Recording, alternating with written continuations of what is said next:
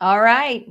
Here we are. We are live. This is the Live with Sandra show. I'm your host, Sandra Shannon, and the CEO of Gatemaster Technology. So before we get started with today's guest, I have to take a minute and thank our sponsor for today's show. Today's episode is proudly sponsored by Gatemaster Technology, the trusted name in attraction software. If you are stuck with outdated systems or chunky platforms that slow down your team and frustrate your guests, it might be time for an upgrade. Gatemaster is bringing back our competitive replacement program. It makes it easy for you to transition from your old system with dedicated support, seamless data migration, and no business disruptions. We've been powering theme parks, museums, water parks, and attractions for over 25 years, and we know what it takes to keep you running smoothly and profitably. Visit us at, bear with me, I've got to pull up our QR code. Visit us at gatemaster.info/replacement to learn more and schedule your free discovery call.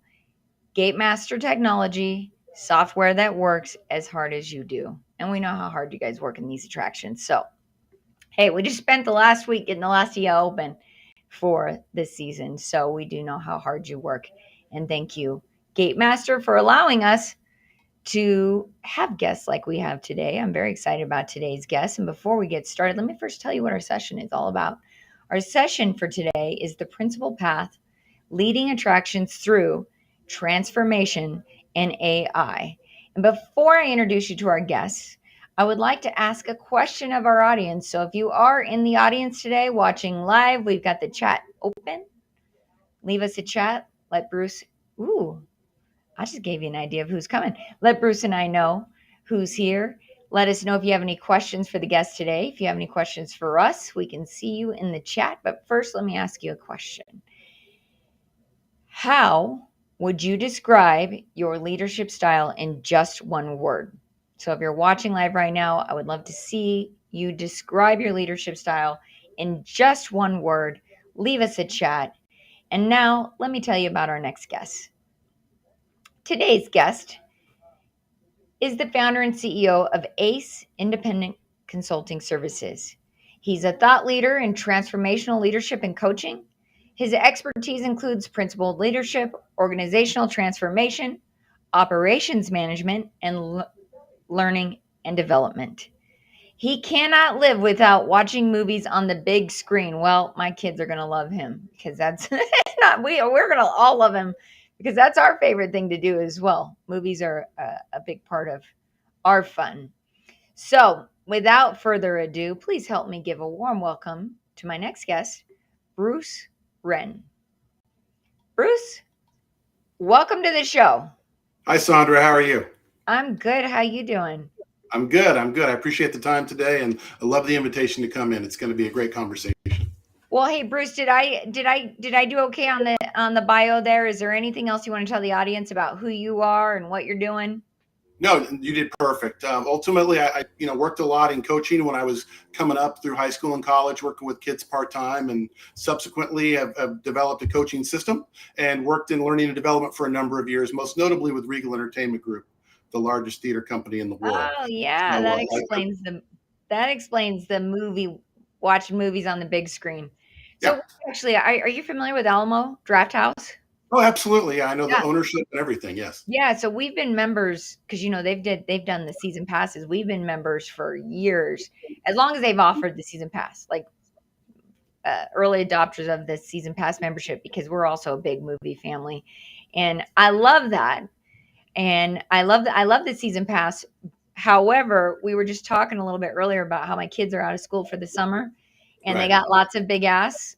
That includes lots of movie nights because they don't have school. So they're like, we can go to the 10 o'clock movie tonight. I'm like, yes, but I still have to work in the morning, guys. But let's Yes. do this. What's that? No, they're a great company. They are.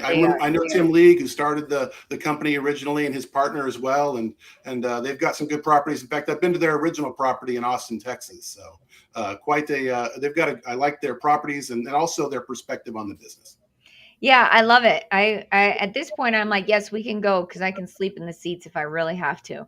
They're so comfy, and then the food's great. When we talk a lot about hospitality on this show, and I definitely will say, like, that it was one of the things that they are doing really, really well is that hospitality piece, because we always feel welcome, well fed, Yeah. and the popcorn's great. So, well, I have a lot of questions for you today, Bruce, because I know that you've got some interesting take you're going to have some interesting takeaways for those listening today with regards to leadership and leadership philosophy. Are you okay if I get started with some questions? Absolutely. Take it away. Let's do it.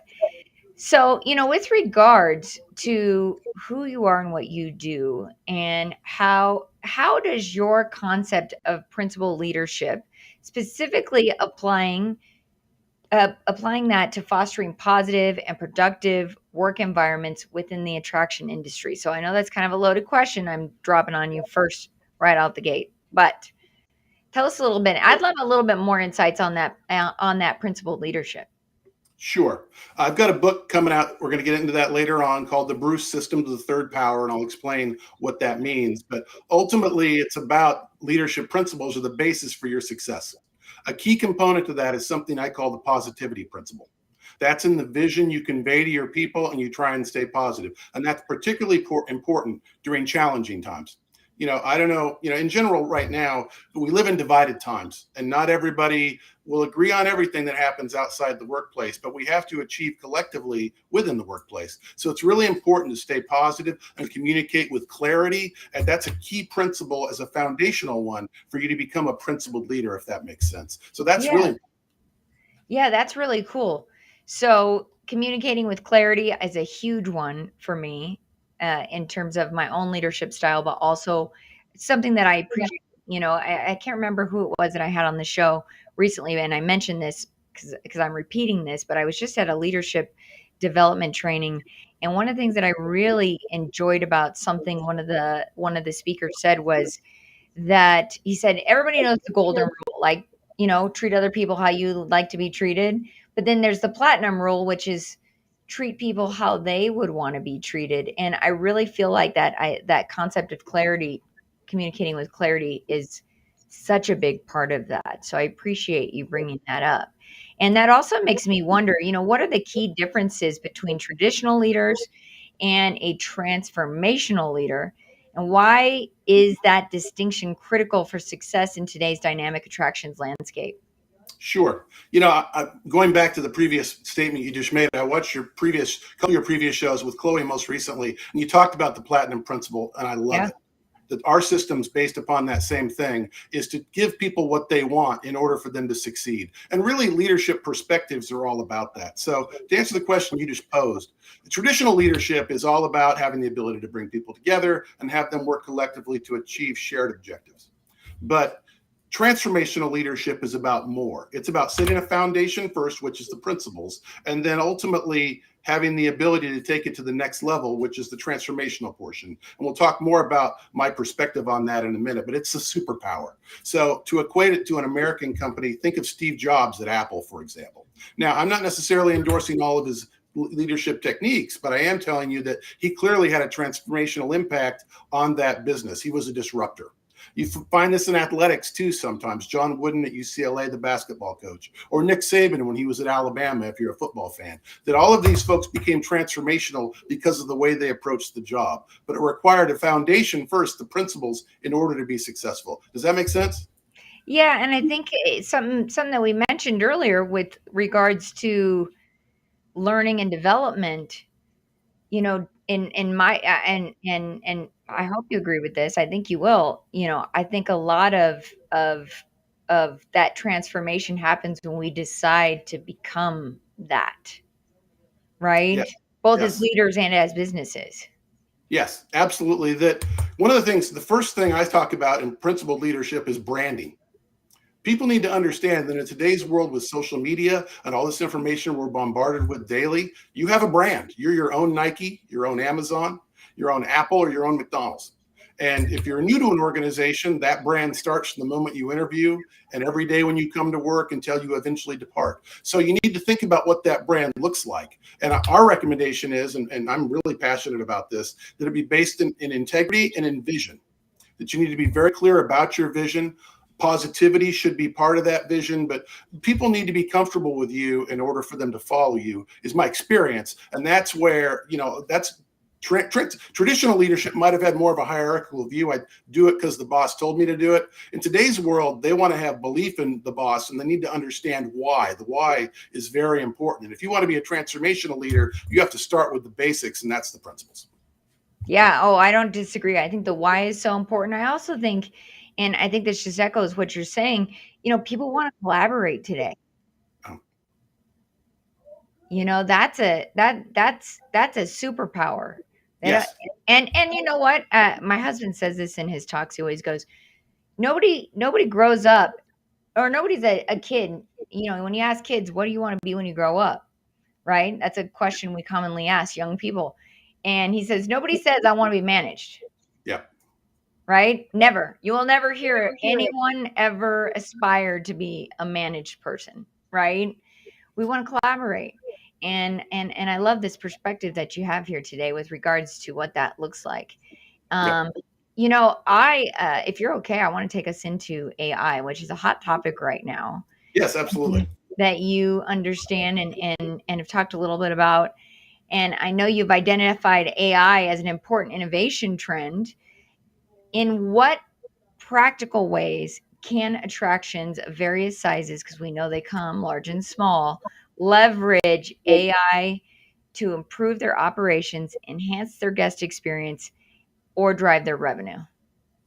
AI is going to be one of the most impactful things that'll ever happen in American business or international business as well. But the reason I mention American is because I think we don't fully understand what it is. And please allow me to explain that. We assume it's like analytics in sports, that you just put the information in and you get out what you want. AI is only as good as the human leadership. So you need to think about what components you give it, and it gets better every day if you give it information to enable it to succeed. So the human value and the vision that you give AI is what ultimately dictates how successful it is. So, the term in technology is garbage in, garbage out. Yep. And that's absolutely true. That you see all the time if you're watching a coach in an interview after a sporting event now, a lot of times they'll say, well, the analytics says to do this. Well, the analytics doesn't have the same coaching staff, doesn't have the same players, doesn't have the same team. It's what you know about your team and what you give AI for information that is going to enable it to evaluate and give you back useful information, if that makes sense. So I think it's only as valuable as the leadership enables it to be, is my perspective on AI. Why it's critically important. The leadership is still even arguably more pivotal in an AI world. I would advocate. Why do you think that it would be more difficult in an AI world? I'm just curious. Well, I think that there's a propensity in today's. Well, first of all, off the bat, because of AI, there's a temptation to think it's going to replace a ton of jobs, and it's going to impact the workforce. But it's not a replacement for human resources. It's an augmentation to enable Yes. human resources to be more successful. And that's where you have to flip the script and look at it at what it's intended to do. It's intended to allow you to be more efficient in your execution. But as part of that, you need to give it Yeah. the information it needs in order to make a good decision and give you the type of feedback you'll need to ultimately succeed. And that's where the principled leadership becomes the most important of all, is that the values that it has are primarily dictated by the values that you put into the system, and that's what's kicked out. There's certainly, from a ethical standpoint, some safeguards we need, and I think we'll evaluate that as a society as time goes on. But we have to stop looking at AI as just a one-stop solution, because it's not always going to be accurate, and it's not always going to give you the right information if you don't enable it to succeed. And that's ultimately incumbent upon the human interaction and the information that you input, if that makes sense. Yeah, and it's interesting. I was just watching a podcast, The Diary of a CEO, and they did a very interesting. I don't know if you've seen that episode about the AI, and one of the considerations that they have with regards to it is that it's going to still always require humans to put all of this information that it can get us together, and it does make us faster and more efficient, right? They're in so many ways. Like how it even impacts my life today. I mean, heck, we've been working with business valuations and what we used to need for our coaching business, where we used to need brokers weeks and weeks to do, we can do in minutes, Yeah. with data, as long as we have the right data, as you said, because without the right data, the output is not going to be correct, right? And so it Yes. takes somebody to lead that charge and make sure that that's accurate and adjusted properly. So, from your perspective, what are some of the ethical considerations a track should keep in mind as they integrate AI into their daily operations? Obviously, you have to evaluate where it's going to be appropriately applied. And so that's going to be up to every business, and there will be varying degrees of the way that that will impact things. A good example of that, obviously, is you look at the movie theater industry and entertainment out here in LA and Southern California. And I've been in entertainment a long time. Been to all the studios. I've interviewed a lot of talent, including Tom Cruise, who just had a huge opening with Final Reckoning and such a great Yeah. a series with Mission Impossible, and ultimately there's a lot of controversy there about what's the appropriate utilization of AI, and it should not replace human talent that is already that should be rightfully employed because they've earned the right to do that, whether it be the projects they've been involved in before, etc. Particularly as it relates to animated features, for example, and scripting. So that's an area where clearly it's going to have a huge impact. But there's other implications on the societal side. How much of authority do you give AI?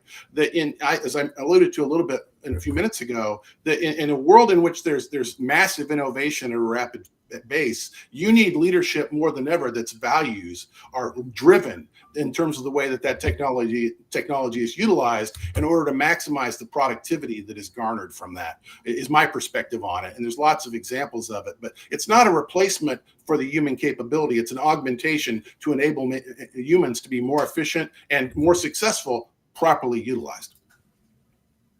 Yeah, I think it's interesting too in this space, especially with what we do at Gatemaster, working with the ticketing and the buyer's journey. I definitely see where AI is going to become a huge part of that journey. I don't think it's taking away from the team, the staff, or those that are operating these businesses. I think it's buying them time back for Yes. the real meaningful connections that they need to have with each other and with their guests, right? I think that ultimately that's the first wave that I see. But then also, I think so my kids are all in theater. All three of them, they're like, we're going to be actors. Yeah. And I know that's highly competitive, and I've tried to I'm trying to be a very supportive parent. Sure. And everybody wants their kids to go be doctors and stuff. Mine are like all three of them. We're gonna be actors, right? And that would be really cool for them, and I really want that for them. But what I'm finding to be really interesting about this journey that they're on is I think people are going to be looking for real human experiences. Yes. You're saying in the movies, the ethical part of that. In theaters are growing in popularity again, I think because it's a human experience. Only humans can create those live theater experiences. I think it's going to be very interesting to see how it goes. I mean, I will say I have had people on my team that refuse to use AI, and they're the slowest ones, Yeah. and it's not good for them, right? We've had to convince them. I mean, we did have a writer. We had somebody on the team who was a writer with a degree, and he just refused to use the AI, Right. and he was so much slower than everybody else, right? Yeah. We finally had to tell him, like, hey, dude, this isn't. We're not professors. We need you to speed. Execution is important. Money loves speed, right? Yeah. I'm sure you can agree with me on that. So it's very interesting to see all the places that it's going to be hitting our businesses and our these different institutions and how it's going to be used. But I also think it's going to bring back some of the really great things that humans can do, like sports, live acting. Yeah, let's go back 20 years. You might remember there was a lot of discussion in the human resources side about the utilization of emotional intelligence and managing emotional intelligence with humans. I think this situation is actually quite similar. That, I can remember, when I went to Fuqua School of Business at Duke and talking about how do you properly leverage human emotion to your benefit as a leader, particularly in higher levels of authority, and what's ethically responsible. Well, fundamentally, that's no different than where we're at with AI now. It's about how to properly utilize this as a tool. So I guess my perspective would be it's not something to be scared of. something to learn about, and make sure you stay up to speed with it so you can properly leverage it. And if we do that, it's got enormous capacity to be of huge benefit to us. And I think that it will. There's certainly some lines we need to be careful don't get crossed. And I hope that we can make those decisions astutely. But certainly, as far as it relates to utilizing AI as an efficiency mechanism and the ability to maximize performance, it's absolutely a no-brainer in my estimation. Yeah. Hey, it makes me faster at what I do. I talk about all the time, I'm dyslexic. And, dyslexics have, we at least the type of dyslexia that I have, it can, I can see a word and it's the wrong word and it still looks like the right word to me because of the way the hand-eye coordination and how we index information. So it's interesting because the AI catches it. And it's just, in some ways, I feel like the person that I always wanted to be with regards to that is now possible because I have this assistant that can help me Yeah. and doesn't just make fun of me for mixing up words, or you know what I mean? Like it's very interesting to me. I always tell my husband, my husband used to be like my editor because he's a writer. He's published several books, Okay. and he used to edit a lot of my work, and he would tease me because some things were just obvious and I didn't see them. And it's so funny. He goes, since you've been using AI, you don't need me anymore. Well, I need you for other things, but it's definitely it can make you as a leader a force, and hopefully a force for good, like you're saying. We Yeah. use it to our advantage to do the things that are meaningful and impactful and change things. And speaking of books and systems, can I ask you a little bit about the Bruce system and development? Absolutely. I would love it if you would elaborate on the core principles of the Bruce system and how attraction and attraction industry leaders can utilize it or cultivate stronger teams and achieve organizational transformation, as you talked about. Yeah, I've always been fascinated with leadership, and I like to research it and see its application, whether it be in business, sometimes in politics, oftentimes in athletics, because it's easy to identify success because there's a scoreboard. And ultimately, as I began to move my career through my career path, studying, John Maxwell has a big influence on me. Oh, nice. I've been to special events that he's invited me to with other VIPs to be there, as well as Disney leadership background and just researching companies like Nordstrom, Apple, Starbucks, all these various entities. And I felt like it was time to get into a book that would simplify it for somebody who was new at leadership or wanted to know more. And thus the impetus for me to put together the Bruce system, which is my registered perspective on the all-in package in totality to enable you to become a disruptor and succeed, either making a company to be great or to enable you to become a disruptor on your own. Because once you are a transformational leader, you're going to take those skills wherever you go. So they're portable. And so that's what the Bruce system and my executive coaching program focuses on, starting with principled leadership and pivoting to a more, transformational. So when you look at the graphic here, and I tried to design this to explain it, you'll notice it's Bruce to the third power, which is very important. The basis of the principles, the foundation, are the branding, your ability to be resilient, which means lead through good times and in bad, arguably even more important during challenging times. Your ability to be understanding, which means I call it the people principle. It's partially related to emotional intelligence, but do you have the ability to capture people's hearts and minds? And then communication, which sometimes also means listening. We have a little bit of a delay on the broadcast here, so there'll be a little bit of a pause for me to listen and make sure I get the message clearly so I can come back with a proper message. And so that's part of communication as well. That's your basis. Once you get that, it's E to the third power. And that's where you really multiply your leadership capabilities and become transformational. The first four steps are principled. The last three are the ability to become transformational. So that's execution, which is acting at the right time, proper strategic planning, having patience to not act when it's not time yet, engagement, getting your people on the same page and making them feel valued, which is extremely important, and capturing their hearts and minds. And then the final step is empowerment. And that's when you really see the multiplication of leadership. And that's the superpower where all the three E's are engaged. And that enables you to become a disruptor or a transformational leader, which I would call it in terms of most industries is the focus, if that makes sense. Yeah, I love this. And I'm curious, what inspired you to write the Bruce system and what, because this is very creative here. And I see the Bruce part in this, which is awesome.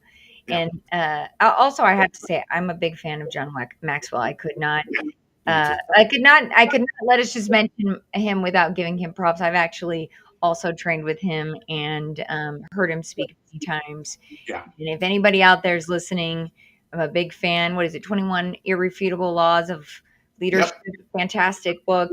But going back to your book, I would love to know, what inspired you to write this.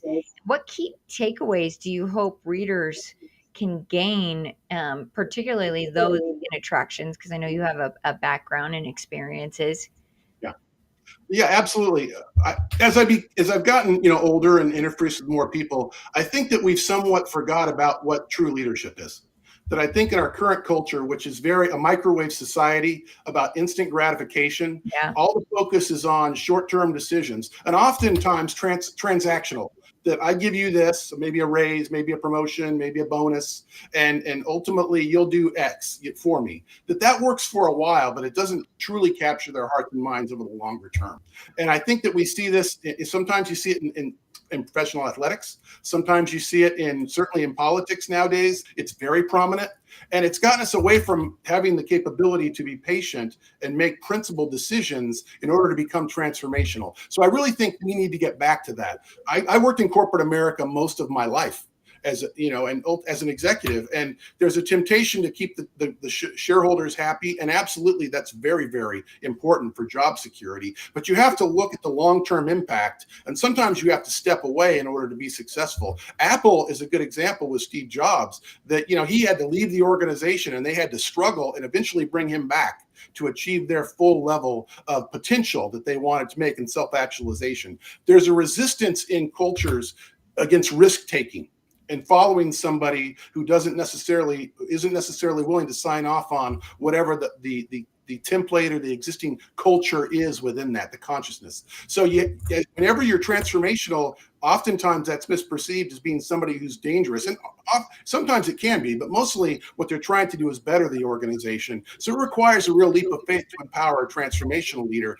But what we've seen is empirically from John Wooden at UCLA, who was a huge person that I researched based upon John Maxwell's suggestion when I was looking at how do I put together my leadership perspective on things, who was enormously successful at UCLA and set so many records, that it showed me transformational leadership requires you having the willingness to look at the long-term betterment for you and the organization, as opposed to the short-term benefit of walking the party line or delivering maybe some short-term financial results, if that makes sense. no, it makes total sense.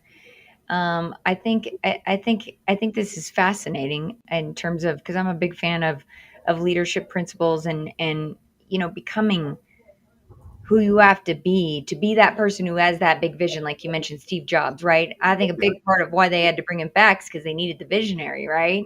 yeah, But a visionary without leadership isn't going to get very far. There's a lot of visionaries out there. I mean, I'm also a student of the EOS, if you know the implementer and the visionary, and they talk about that all the time.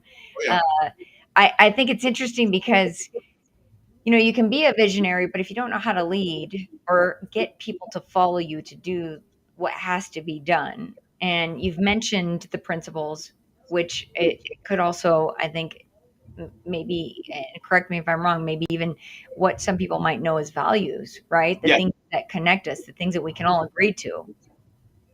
Yes, they are. They're foundational. What I talk about with the very beginning of my book is when you're talking about your brand, it needs to be centered around vision, and it needs to be centered around your integrity. That's very, very important. If you're going to build influence, you have to have those things before that. And as John Maxwell would say, influence is ultimately what he considers to be the ultimate of leadership. And I agree with him to a point, but I think transformational leadership arguably entails more, because some people misperceive that the influence just means authority.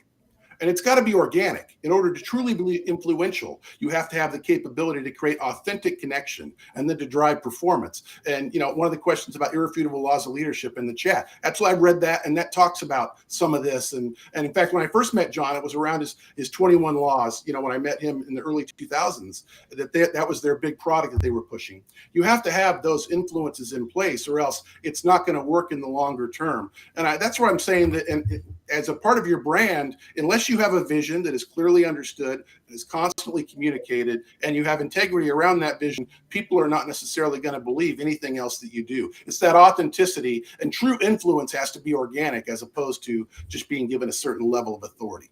Yeah.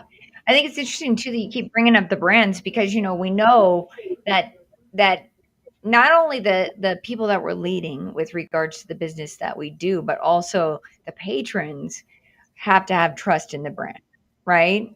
Yeah, And so that's very interesting to me. And actually, one of my recent, one of the recent marketing conversations. I wish I could remember which one of the amazing marketers I've had on the show. I'm so sorry if you're the one who said this to me. Uh, I'll go back and look, but one of them mentioned something along the lines of, marketing to your people first, yes, right? internal marketing is critically, Yeah, when I mention capturing their hearts and minds, that's really what it is. In yeah, today's world, with all these cameras and all these technical devices, you're always on stage. That there right. used to be, when I was first starting in management, I used to have a sign that said on stage in the back part of the movie theater when someone would come out. So I wanted them to know everybody's looking at you for assistance now. You need to be ready to provide that. You're on stage. Well, in today's world, there is no backstage. We're constantly on, and people are evaluating what we're doing, even in a private time. And another thing we have to remember, to flip the script in leadership, there's no such thing as a perfect leader. That if you mention somebody who's perfection, there's going to be examples you can typically give where they've maybe failed. True leadership is about getting a little bit better every single day and learning from failure. So when you look at athletics, for example, Tiger Woods changed golf. He was obviously a differentiator in terms of the way the sport worked. Well, his dad used to talk with him when he wouldn't succeed. What did you learn? And John Maxwell would call that failing forward. And Yeah. I call that, today is the most important day in your life because the only day you have complete control over, which is similar to John, that you have to constantly be focused on learning. And the beauty of today's world is technologically we have the sources to get that out there, but we have to be patient and learn every single day. And sometimes we're going to find out what we thought was true before is no longer true. We found out the world wasn't flat after a while, but it took us a long while to figure that out. Well, leadership, sometimes you've got to admit the world's no longer flat in the way you saw it before in order to be inspirational and authentic. Yeah, it's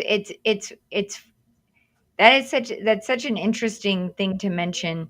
It looks like somebody said here, once you're a transformational leader, you're going to take all those skills wherever you go. They're so portable. But also, I think one of the things that you said is, we talked about failing forward, Yep. and I am also of the belief that as a leader, you go first, right? Yes. You have to show those that are looking at you that you are going to allow yourself to be the first to have that transformation, right? I mean, Absolutely. I'm sure you would agree with me, especially now that I know that you are a student of John Maxwell. You gotta always be going in the direction you wanna go, and that oftentimes requires becoming somebody different all along the way, Yeah, and I the love leader's got to be out front. Absolutely. I'm sorry to interrupt. It has to be out front. And one of the things that John talks about that I think is so important is they don't care how much you know until they know how much you care, which right? is absolutely true in order to create that connection and that authenticity that is often forgotten in terms of to stockholders or whatever else. They're going to look at a spreadsheet or a bottom line on a profit and loss statement. And certainly that's important to evaluate success. But you've got to be able to inculcate your values and take the time to be patient to learn what you need in order to succeed. There's a ton of businesses which were considered to be unsuccessful or failing. Apple certainly one while Jobs was there first as a leader that eventually achieved ultimate success and learning through all of that. Amazon, was originally a website to buy books, and obviously it became something entirely different. So you have to allow things to inculcate and learn from your failures and get a little better every day if you truly want to succeed as a leader and impact an organization in a transformational way. Yeah, and sometimes our failures are hopefully you're not doing them all the time, right? Like, hopefully when they are, they have great impact. I mean, I've had plenty in my career that I learned from those experiences. I'm grateful for them. And luckily, I had mentors and leaders that guided me through similar principles and allowed me to be able to accept that those are failures that move us forward, right? Like you mentioned. And, I, uh, I'm curious as we wrap up the show today, what do you see as some of the most significant opportunities for attraction businesses over the next 5 or 10 years, primarily with regards to leadership opportunities? I think we're going to see a renaissance in leadership development and people being focused on the kind of transformational leaders we're talking about. Because I think what we're seeing is, and we have seen in the short term, is a lot of businesses and even cultures have become stagnant. And people are questioning, is there anything that they can believe in? Is there authenticity? And in Sure. a world like that, you have to get back to the principles. And to be transformational, that requires authenticity to be successful. Transactional, or a more commanding style of leadership, as I talk about it, as a short-term solution, is being proven to not always be the best one. But as it relates to entertainment or the attraction business, I think it's an enormously important time.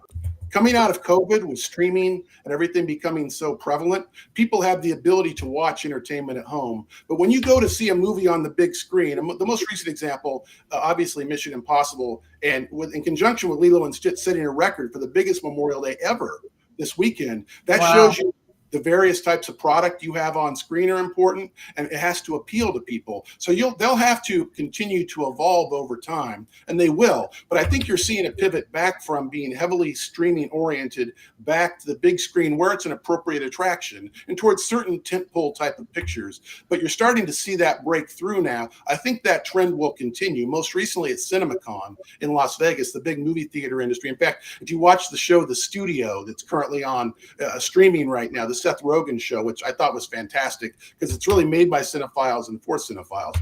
It really helps you illustrate the importance of marketing within the industry and confidence to an extent. It's going to be critically important. I do think that it's going to be challenging as there's other entertainment competition more than ever in that space. But the replacement for seeing a movie on the big screen is not going to be there. It's just not the same, regardless how big of a TV you can buy at Costco or Sam's Club, wherever you go. It's still not going to be a replacement for the communal experience of going into that entertainment experience. And that's something that you can't replace because it's partially about that.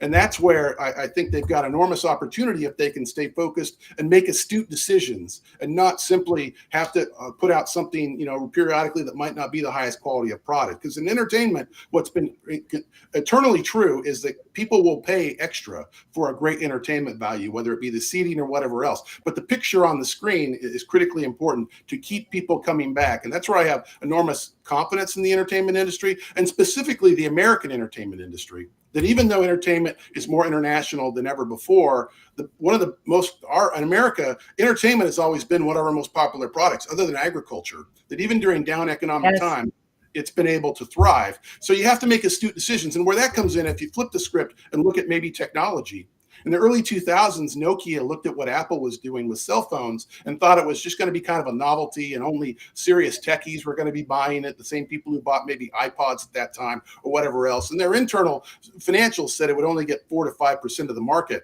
Well, obviously, they underestimated what Apple could do. When they came in, they blew them away because they were selling the same product. And now Apple, particularly in the States, but internationally, has become pretty much homogenous. So that's where, you've got to have the capability to react where there's a serious threat and make astute decisions. And that requires transformational leaders making decisions with risk that sometimes will get resistance within corporate cultures that are established and are risk resistant, if that makes sense. Yeah, that's great. This is great. Well, before I let you go, what advice would you give emerging leaders? I mean, you've given a lot of advice here in the attraction industries as they prepare for these challenges and opportunities ahead. 2 things. First of all, you have to be patient. Rome wasn't built in a day. Sometimes you're going to have some failures that you want to learn from and fail forward.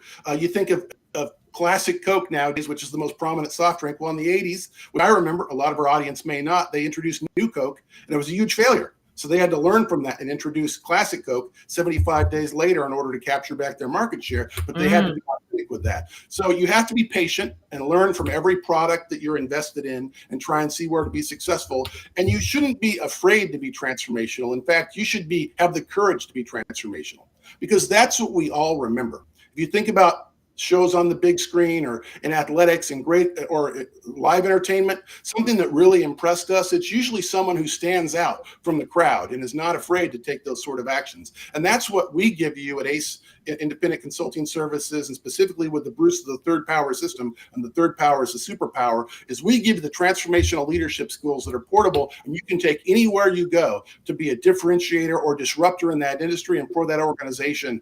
The other folks may not have the courage to do it. If you put in the time and the effort and value your people, you'll have the capability to succeed in whatever you do for the rest of your life. I love that, Bruce. And I love that you are making this available to everybody, because that's really what a book does. It says, I was listening. So one of my mentors, Grant Cardone, I was listening to him today, and he said, reading is so important. Like, that's how you know somebody it's free. It's essentially free. And with tools like what you have to offer with the Bruce system and the book that you've created, anybody can learn to do this. Yes, absolutely. There's no barrier to entry today. That's the beauty of AI and all of the technology that we have today. You just have to be willing to learn and to change. And when you look at Grant's a great example of being a risk taker and not afraid to step out there. He preaches that every time he talks. I'm quite familiar with Grant. And that's where, ultimately that type of leader in today's world is the exception to the rule. And that's something we need to get back to in order to truly maximize our success, both in terms of corporate success, but also cultural success. That the times in which we've been the greatest, most successful, maximize our performance, is we're not afraid to take a calculated risk for a large enough gain. Right. No, that's great. And now that I know you're familiar with Grant, I will tell you this. If he becomes governor of California, I'll move back. I don't know if I mentioned you, I'm a California native, Southern California native. But I live in Colorado now. I married a Colorado native who met me in California, so it brought me back here. And I do love Colorado. It's a beautiful state. It's fun. It is, Regal, Phil Banschutz, our owner, was based there. Most of the time I was with Regal, and I've been to his ranch there that he has. And coincidentally, we filmed the training videos for Regal, which I wrote, produced, co-directed, and starred in. Cool. Only because I started it because I worked cheaper than the talent we were going to hire. So I didn't advocate that originally, but that's the way that it went. But we shot them there in Denver area, Colorado Mills Mall on the north side of town. But yeah, I'm based in California now. I'm in Temecula, Marietta area, about an hour north. In fact, my background is San Diego Marina right there. And it's a beautiful area, but certainly, that type of bold leadership is something we need to look to. And Grant's an illustration of it. There's others, but it's the exception to the rule. It used to be more prevalent, but I think we're starting to pivot back to that as we found that the short-sighted leadership and more transactional oriented are only a short-term solution. They don't allow the long-term gains that are there for real visionaries in leadership. Yeah, and I'm just very grateful for people like him who talk about where anyone can go. People like you who are giving information. And look, I want to thank you for being on the show today, because I know, having been around different mentors and people who have built systems you don't have to share this stuff, and you do. So I just want to make sure that I let you know that I recognize that, and I appreciate you for doing that, because this is the kind of stuff that is going to make a difference in our workplaces, and, like you said, a difference in leadership, and hopefully even make the future a little bit brighter, which is something I know you agree with, right? Like, that's absolutely. I appreciate the opportunity to be on too. I love your show, particularly the focus on technology and data-driven solutions, and seeing how we can implement it in places in order to maximize success. You've had so many visionary leaders of sorts who come in the variety of areas they have expertise in. And I think that this sort of conduit of information is very important for folks, so that they can learn and get better at what they do, regardless of where that might be. That's something that is a critical point. And that's where, with leadership, I wanted to share it with people, because I think there's been so many leadership books over the years. I just didn't want to be another book on the shelf. I want to be a way that's easily retainable as far as information, and have a letters that help accurately respect everything we're trying to do, but as well as keeps up with the times, because true leadership is timeless. It's just going to change the way we approach it based upon the environment we're in and the technological tools we have at our disposal. Yeah, that's great. Well, Bruce, before I let you go, what is the best way if somebody in our audience would like to engage with you, get a hold of you, what is the best way they can do that?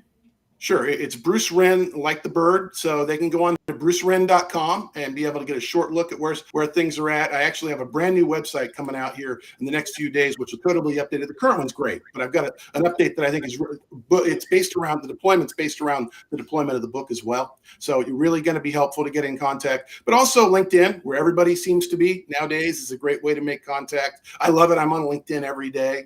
And I think as a one-stop shop, it's really become like the Walmart of interaction from a corporate perspective. So I think that's very, very important. And again, at ACE Independent Consulting Services, we're there to give you the tools you need to lead and succeed. And I'd love to work with anyone out there that is open to a new path on their journey toward great leadership, a principled one in basis and transformational in impact.